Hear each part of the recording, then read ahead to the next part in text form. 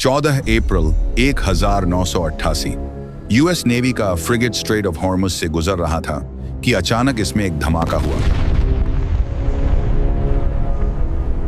इस धमाके के नतीजे में जहाज का निचला हिस्सा फट गया।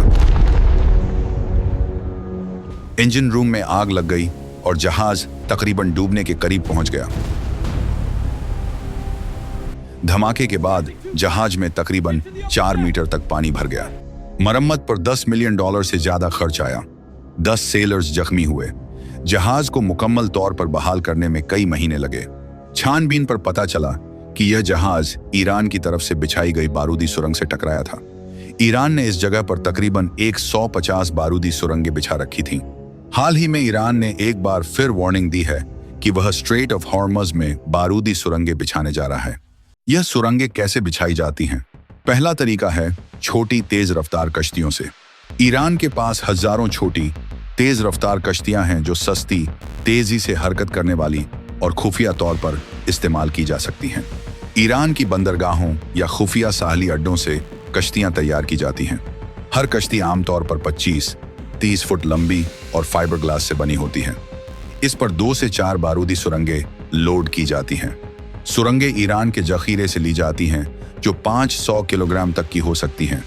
लोडिंग क्रेन या हाथ से की जाती है और कश्तियां रात के वक्त निकलती हैं ताकि सैटेलाइट या राडार से बचा जा सके करती हैं।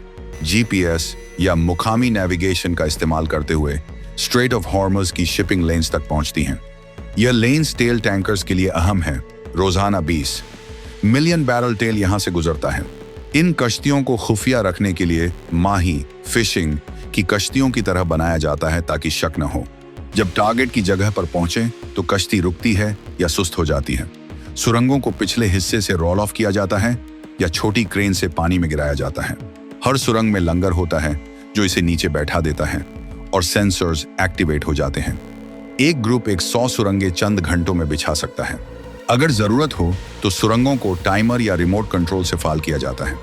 यह तरीका तेजी से 1-2 दिन में हजारों सुरंगें इस्तेमाल किया जा सकता है। ईरान ने 2019 और 2022 की एक्सरसाइज में यह तरीका आजमाया है। सबमरीन्स के जरिए सुरंगें बिछाना दूसरा मुमकिन तरीका है। ईरान के पास 3 रशियन मेड सबमरीन्स मौजूद हैं। यह सबमरीन्स निहायत खामोश होती हैं और समंदर में सुरंगें बिछाने की कैपेबिलिटी रखती हैं। यह तरीका बड़ी ताकतों, खुसूसन अमेरिका के रेडार और मॉनिटरिंग सिस्टम से बचने के लिए इफेक्टिव है। सबमरीन उमूमन बंदर अब्बास या छाबाहार के नावल बेसिस से ऑपरेशन के लिए तैयार की जाती है।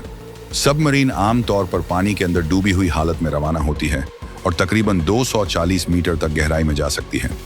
दुश्मन के सोनार से बचने के लिए यह उमूमन 5 से 7 नॉट्स की कम रफ्तार बरकरार रखती है।